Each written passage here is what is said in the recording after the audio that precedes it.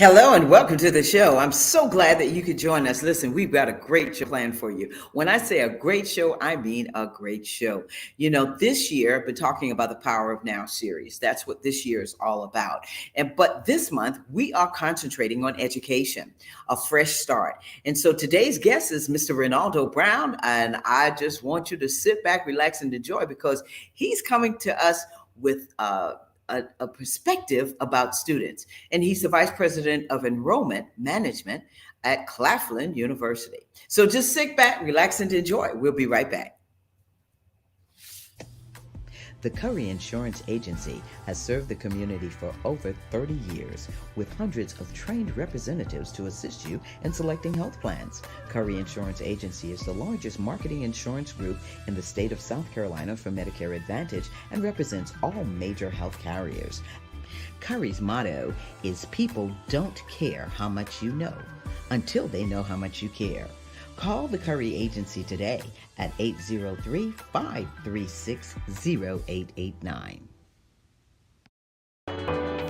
You're invited to the Black Tie Masquerade, a black and white formal event on Saturday, October the 22nd, 2022 at the Orangeburg County Conference Center. 7 to 8 p.m. cocktails, 8 p.m. dinner and entertainment.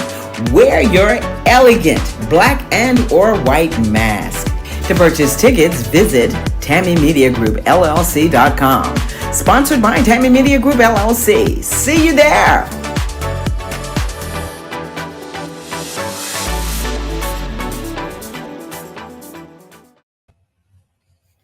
Welcome back to the show. Well, as you heard the announcement, we're looking forward to you coming to the Black Tie Masquerade. So anyway, as I said, usually I do what's on my mind. Today, what's on my mind is we need to pray for everyone.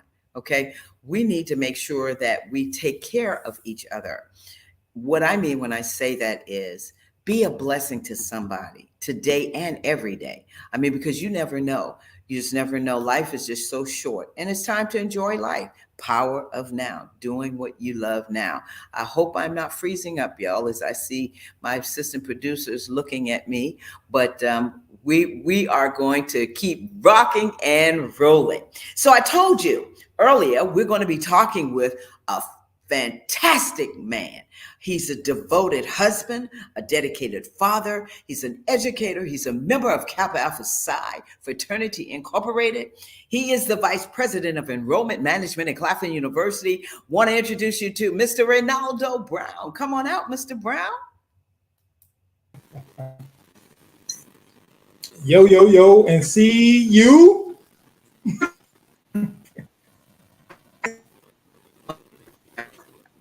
What's going on, Mr. Brown?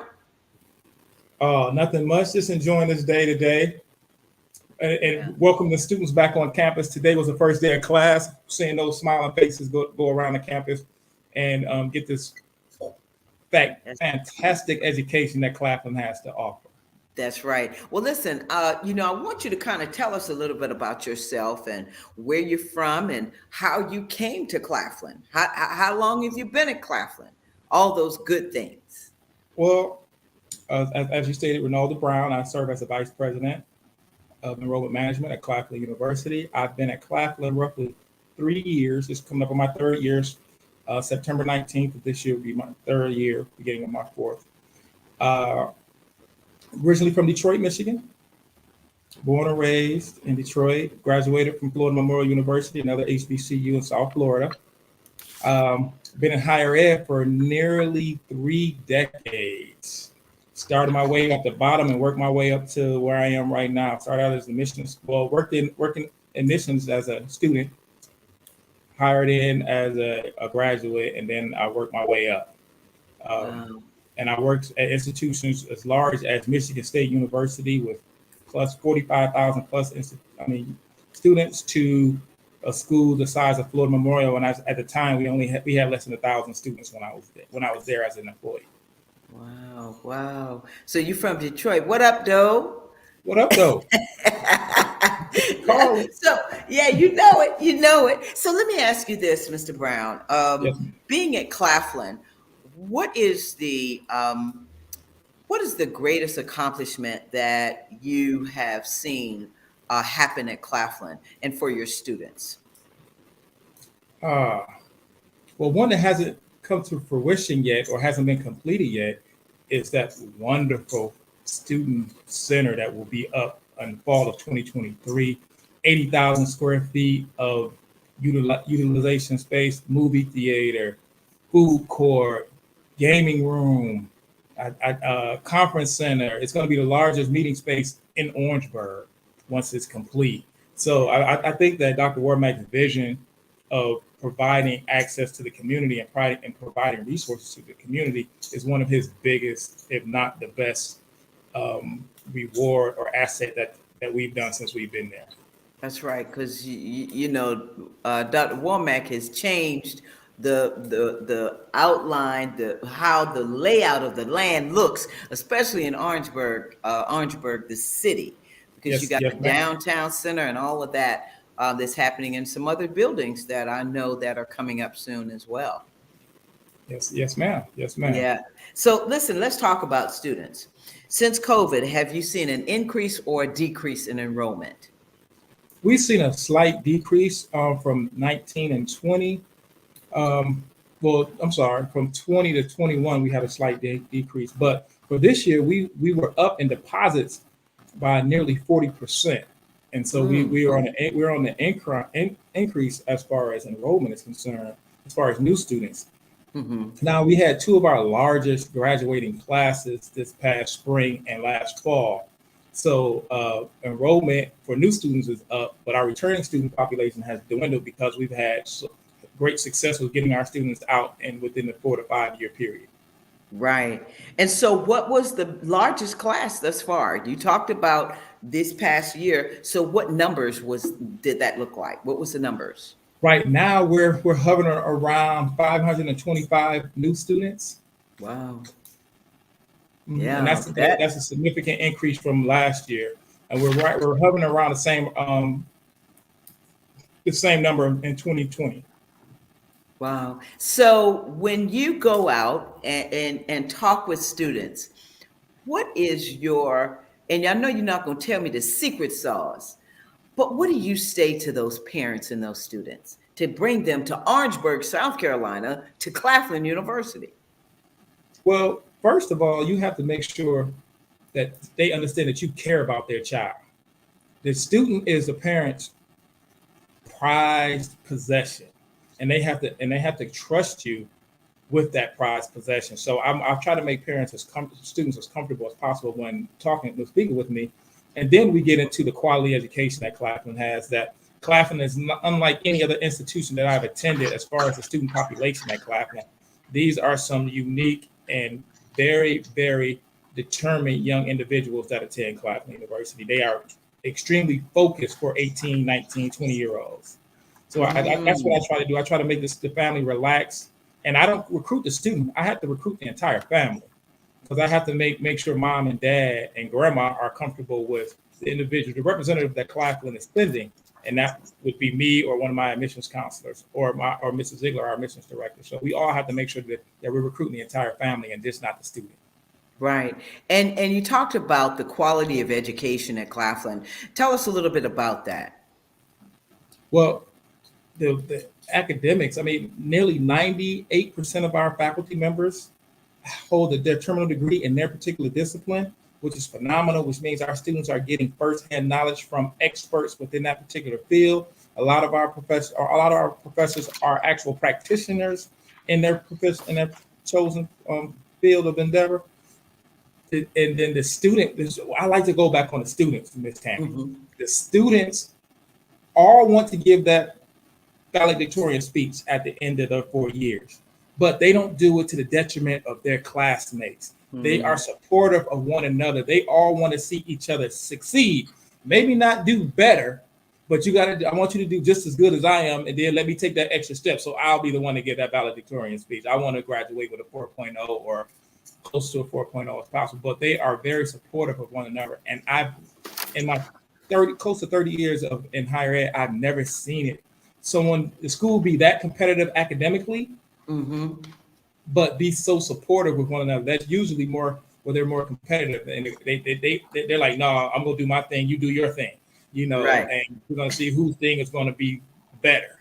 But now Right. they support each other with that. And I think that's phenomenal. It's a great thing to see these young students of color with brilliant minds and brilliant careers and understanding what their purpose is. And when we grew up and going to college, the people were saying, well, that freshman year, we gonna let you get rid of that freshman year. We gonna give you a mulligan on that one. But, Come on. but the students at Claflin, they don't take that mulligan. They want that 4.0 at the end of their freshman year. They want to earn those 30 to 35 credit hours. And probably at a quarter to 30% of our students come in at the sophomore level already because they're bringing so much dual enrollment AP courses with them. So like a quarter of our students graduate within 3.5 years. Wow. So what does that say about the Claflin family? What does that say about that Claflin magic? The Claflin magic is all rolled up in the students. We start with the students first because without them, there is no magic. And then you go to the faculty members because without them teaching them and instilling all that great knowledge and critical thinking skills in our students, then that in turn turns into into Claflin knowledge as well as the leadership. Dr. Warmack, he is a phenomenal individual. He's a phenomenal leader. I think he's one of the best things that come to Orangeburg since the great Henry Tisdale. How about I that? I think he was a great follow-up to Dr. Tisdale. I think he was phenomenal to Dr. Tisdale. Yeah, that's right. And he's carrying that torch, just Yes. passing it on, carrying that torch. That's one thing I love about standing on the shoulders of giants. Exactly. And it shows with the staff, it shows with the faculty, it Yes. shows with how the students are, because you can be walking across the campus and if you don't know Dr. Warmack, you would think he was one of the students as well, until you see him in his Claflin attire and his, and because I know one day I was like, oh, excuse me, Dr. Womack, hey. So yeah, so I love that. Mr. Brown, we lost you. Can you hear us? I think we lost Mr. Brown. We may need to send him a message to tell him to come back in, please. But if you can hear me, you can go back out and come back in. I don't know. We're having a little bit of technical difficulty. This is Mr. Brown from the Vice President of Enrollment Management at Claflin University. He's been talking with us and doing a great job with talking with us and telling us all about Claflin, because there are two HBCUs in Orangeburg, South Carolina. There's South Carolina State, as everybody knows, the Bulldogs and the marching 100 and 101, right? And then you have Claflin University. And so I tell you what, these two HBCUs right here in South Carolina are making a difference right here in Orangeburg. So you're back with us, Mr. Ronaldo Brown, everyone. Claflin University. Was that me that time? Yeah, that was you, Vice President. I didn't know what happened. I was like, Tammy just went all the way out this time. In and out. Okay, there you are. So listen, wanted to ask you about how diverse this freshman class is. Talk about that. It's phenomenally diverse. We represent, and not just in ethnic diversity, but with geographic diversity. We have 30 of the 50 states represented on campus. Wow. We have how many counties are there? And I think we have 39 different counties represented. And, really? From South Carolina, 39 different counties. And we have 8 different countries represented in a new entering freshman class. And their mean GPA is a 3.55 of the entering freshman class. So 1,000 SAT and 20 right. ACT. Wow. So I want to ask you, you and I talked about being in college back in the day, and that freshman, like you said, you get a pass that freshman year. Now, I really didn't get that much of a pass, but I took it. And I had to make up for it. But let me ask you this.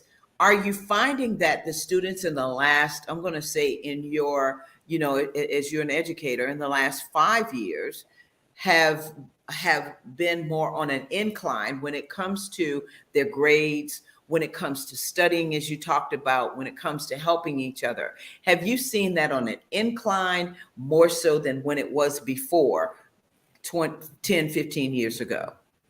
I think that before the pre-pandemic, it was on an incline, and then it dropped during the pandemic, and it's kind of dropped a little bit now because students are getting used to the virtual space. They're trying to find their niche in the virtual space and they're not sure. A lot of students aren't sure if they want to come back to the traditional classroom setting, but they really haven't found their way in that virtual space as of yet. But pre-pandemic, I think it was on the incline, and in particular at Claflin, because like I said, these are a different breed of students at Claflin. So they were on the increase, and now we're going back up right now. Like I said, at least a quarter of our students graduate in 3 years. So that's saying something phenomenal. Our give you put it in a nutshell, Ms. Tammy. Our athletic program average GPA is a 3.2 for the entire athletic program. We have 15 students with perfect 4.0 GPAs that are athletes. So our students are actual student athletes. So but that gives you a great perspective of the trajectory that these students are on as far as their academic prowess. And like I said, I think it's a competitive game at Claflin. That these students are academically competitive and they don't want to be second to anyone else at the institution. That's right. That's that transformation and elevation.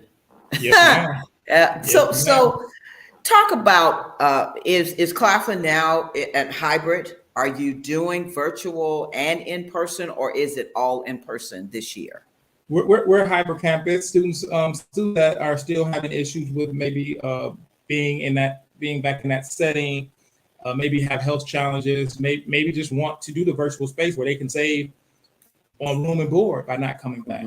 So, but we are offering students opportunity to either be in person or on ground. Now, we're busting at the seams as far as residence halls are concerned. We're over capacity at with residence halls. Right. So that was an issue for us. We were trying to find students to go virtual because we were running out of space. Well, I'm pretty sure Dr. Womack's gonna have a plan for that. If not a new dormitory, you know what I'm saying?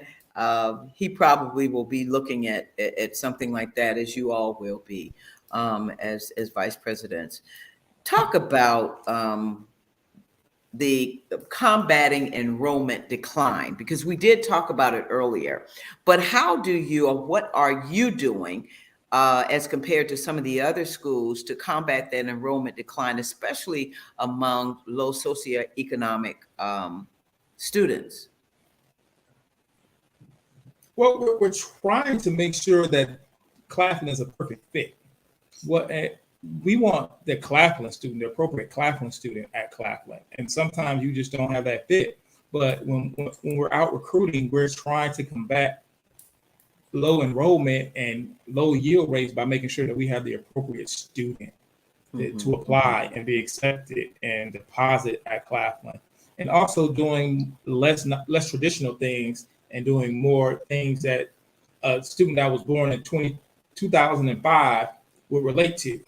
Because the next incoming class will be born in 2005 2005 will be the class of 2023. That's so right. We can't be stuck in the ways of the 1990s and the 2000s. We have to get really with the technology, the rapid response to students and things of that nature, making sure that they don't feel like they're left out, because a lot of the students and a lot of people in this age are needy. And so they want to be serviced immediately, like the microwave generation, like we were. We want you put it in, you need a response right now. So we have to be just as fast as the credit card companies, where you can enter your information, bang, and 2 seconds later you get either approval or denial. So that's how we have to be. Most definitely, most definitely. One of the questions that I asked earlier of another vice president was, and that was Dr. Finch, about what do you say to a student or parent that says, "Oh, I'm not going to send my child to an HBCU because HBCUs they don't have the quality of education. One, two, there's problems with financial aid. Three, there's problems with finance, tuition, all these types of things that they come up with." And I'm saying that to you because I met a young lady recently who told me she was going to Clemson, to the majority school, PWI, if you want to call it the majority school. What do you say to that type of parent and or student? Now I'm going to take my Claflin hat off, and I'm going to talk to you as Ronaldo. Come on, Ronaldo. It's HBCUs aren't for everybody. Just because you're black don't mean you need to go to HBCU. It's an experience that it's a wanted experience. You have to want to be at an HBCU. And some of the things that people say about HBCUs are true, but your student will be a totally different student when they graduate from HBCU, whether it's Claflin or South Carolina State. The appreciation now, it's like I said, this is Ronaldo. Then I'll go put my Claflin hat back on. But I want my kids, and I want kids to go where they're appreciated and celebrated, and not just tolerated. So at HBCUs, well, I'm not saying that we're not going to chastise your child, we're not going to discipline your child, but we also are going to nurture your child and appreciate and celebrate your child while they're there, and not just be a number. So you come where you're celebrated and not just tolerated. And so I'm going to put my Claflin hat back on. Well, come on, Vice President. Listen, one of the things that you said that I love was appreciated and not tolerated, and nurtured, because that's what I got for my HBCU. But one thing that I realize is when they do graduate from the majority PWI schools, whatever you want, whatever your pleasure is calling the other schools, is they say, "Man, y'all did that. You learned that. That's what you got. Wow, I really miss that." And just think. I'm sorry for cutting you off. Just think no, about no, the no. Go connection. ahead. Just think about the connection that most graduates of HBCUs have with their institution. It's not. I mean, now I'm going to keep my Claflin hat on. Now, Claflin doesn't have this issue, but a lot of HBCUs have you have that connection, that deep rooted connection.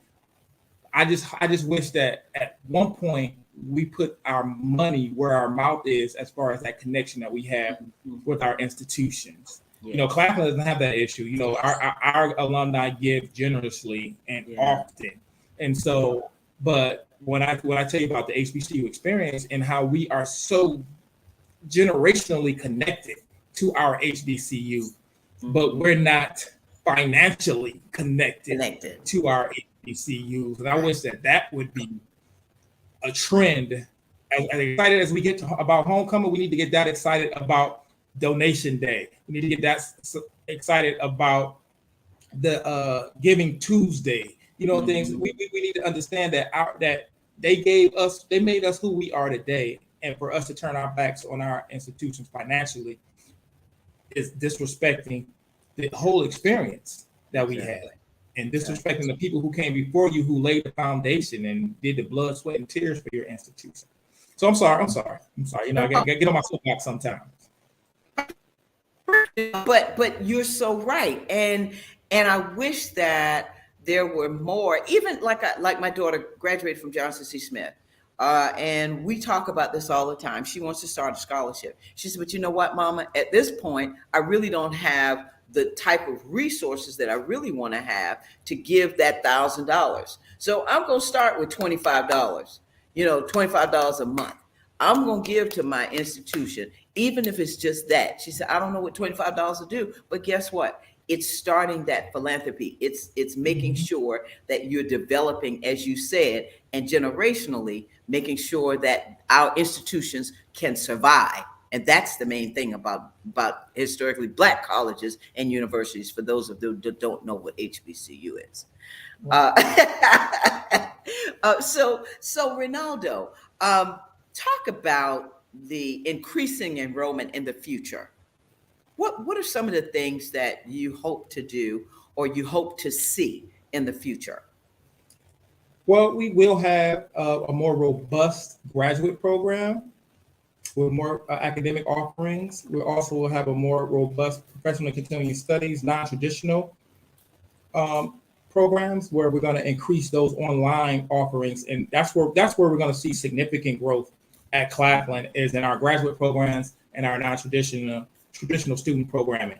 Now we will see an increase in our on-campus program because that's just mandated by my particular position is to have Mhm. more increase in enrollment. So, but the significant, I mean, when you see a significant 1,000, 1,500 students, they will be in our graduate and online programs. So, Mhm. getting into that space and making sure that we are relevant in that space and have the technological infrastructure to make sure that we maintain in that space. Wow. But our traditional students, we are going to grow. We're going to continue to target South Carolina. We're going to continue to get the best and brightest from South Carolina. I mean, that's our critical mass of roughly 78 to 80% of our students come from the state of South Carolina and the majority of our entering classes. So, we also want to target and have at least 30 to 35% of our new student population be transfer students. So we're working on strategic plans to connect OC Tech and Denmark Tech and Midlands Tech and Greenville Tech. And so we want to make sure that we get those connections with those particular technical colleges because we want a more robust Mhm. um, transfer population. And one more, our nursing program will be where we will grow too for because we have we have a new graduate program in nursing, nurse practitioner and family nurse leadership, and our biotech program where we have climate change, biotechnology, emphasis on Mm. climate change. So those will be a lot of our emphasis going forward, which get those students interested in those particular programs or enrolled in those particular programs. That's right. And while you know, oh, I'm sorry. You cut did you cut out just now, Ronaldo?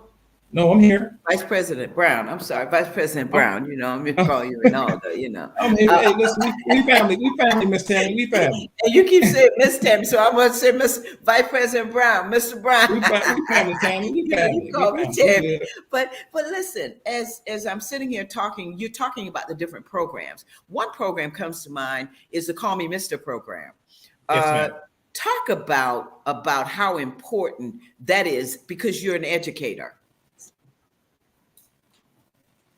If I had life to do all over again, Tammy, I would be a secondary educator. I would love to be a teacher. And that's what the Call Me Mr. program is. It's a mentoring program for African Americans. No, not even just for African American male, but for male teachers.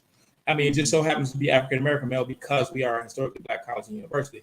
But the Call Me Mr. program is they're mentoring young men to be teachers, to be successful teachers, to make sure that they understand the profession, that it's just not a job, it's a profession, and to get them planning and get them test taking. And they also provide financial resources for students. So we have Call Me Mr. scholarships for those participants in the Call Me Mr. program. Yeah. So it's so important because there's a shortage of teachers, but there's a crisis in African American male teachers. Mhm. So that's what the program is designed to Yeah. develop more African American male teachers. Yeah, and I'm glad I asked you about it because there was a conference here recently for the Call Me Mister program at the beginning of the year, and most of the alums that came were from Claflin, from the Call Me Mister program, and Mhm. they came. They brought high school young men from all over the different counties to come right here to Orangeburg, Right. South Carolina. And so that's why I asked you about that because I felt it's so important to see all those wonderful young men from Claflin University. Well, I think you may need to highlight that one of your shows and bring Dr. Broughton and Dr. Pittman on to talk But about in more detail and greater depth I about the sure fall will. semester program. I will do that. As a matter of fact, I may do that sooner than we think. Well, listen. Last question, as far as it concerns about Claflin and the students. What advice do you have for students as they are getting ready to matriculate in any school, whether it's Claflin or any institution? What advice do you have for folks listening and for parents as well? Procrastination is the devil. So please do not procrastinate. The hardest thing in college is to catch up. Missing one day of class is almost like missing a week of class. So please do not procrastinate. And one thing that I always tell, especially high school seniors and or high school individuals in particular, if you master time management, college is a breeze. College is a breeze. You have more free time in college than you know what to do with. The average high school student spends 35 hours a week sitting in the classroom, 7 hours a day, 5 days a week. The average high school student spends at most 15 hours physically sitting in the classroom. So what do you do with those extra 20 hours that you used to have when you were in high school? Study, but probably not. But you just have to manage that free time because it's easy to get behind, and it's very very hard to catch up. So master time management and do not procrastinate is my two pieces of advice that I have for students starting out. And one little small one, Mm-hmm. the freshman 20 is real. So watch out for the dining hall. As much as students complain about the dining hall food, they get home and those extra 20 pounds and 15 pounds on them, obviously you didn't put it from that table too often. So watch out for that freshman 20, that freshman 15 while you're in school. And, and, That's and right. And what did you say, Vice President Ronaldo? walk a lot. Walk a Walk a lot. You lot. need to walk. Yeah, You need to walk instead of driving. a lot. Well, listen, what advice do you have for the parents? Because parents are leaving their children with you. And so what would you say to them? They're leaving these young, bright students with you. I would just say that we'll say two things. One, you understand that you raised that child appropriately. Let that child grow and be the man or woman that you made them, that you raised them to be. Understand that they're going to have some trials and tribulations, and you should be the last resort of them coming to trying to solve an issue. Don't be the first resort. Please be the last resort. Let them understand and try to figure this matriculation out on their own. Because the more you call, the less they learn. The more they interact with professors, with financial aid counselors, with advisors, with any issue with the student council office, the more they learn and the less that you would have to be involved and the more independent they can become in that process and the less frustrating you will be. Let them continue frustration. We got your baby. Sometimes we're slow about it and we're trying to change that, but we have your children. But let them make you the last resort of being in contact with us. That's right. Wow, that's great advice. That is great advice because I know leaving my child was one of the hardest things I had to do, and I cried the whole way home. But one thing I did not do was call her every day, and she That's would call me if she needed me. So right. I think I listened to you and didn't even know I was listening to you. I'm gonna tell Well, you, I'm gonna tell you what my dad told me when he dropped me off at school. He said, "Your first name is yours, but that last name mine. Don't mess up my last name while you here." come on. Yep, I think we all got that talk. So, last thing, what's next for you? What's next for you as vice president? What's next for you as enrollment management at Claflin University? Well, the immediate next step is that we're trying to put this fall class to bed. Which we still have registration going on. Our registration doesn't end for another week and a half for students who do drop ads. So we still have time for students to get in and finish the process. So that's the next step is to put this fall 2022 class to bed and get so we can get on to the next fall 23 class and the fall 24 class because we're going to start recruiting multiple classes at a time. So we're not always in a rush at that, just looking at seniors. So we're going to be looking at juniors, seniors, and sophomores, so we can keep Claflin's name at the top of their mind throughout their process, throughout their high school process. In addition to that, we're starting our travel. So Dr. Wormack and I will be hitting the road, going to some of the largest college fairs around the country, and in South Carolina, so to make sure that we make the mark of Claflin and leave the mark of Claflin and the legacy of Claflin all around the continent. Wow. Wow. That's exciting. So I want to tell you congratulations to you and your team.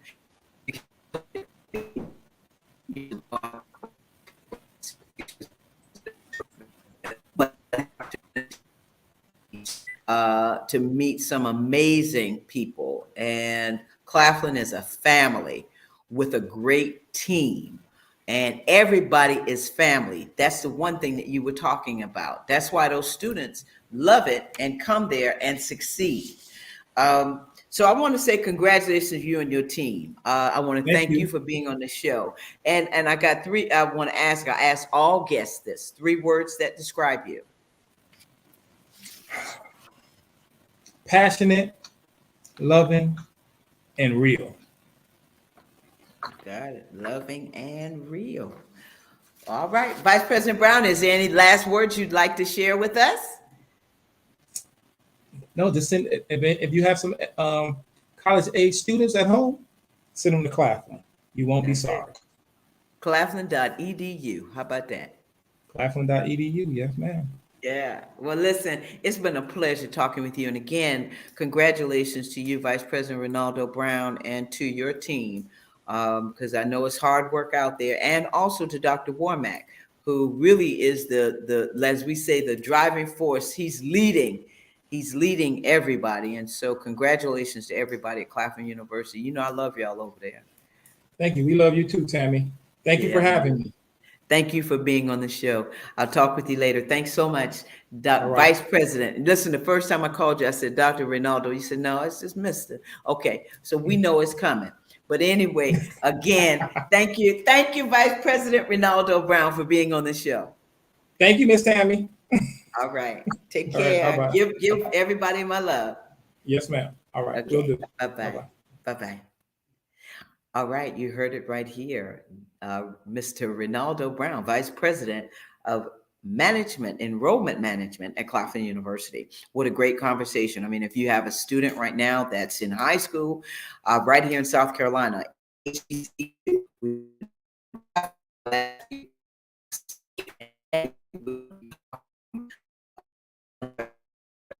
so if you just sit back and relax, we're going to come right back.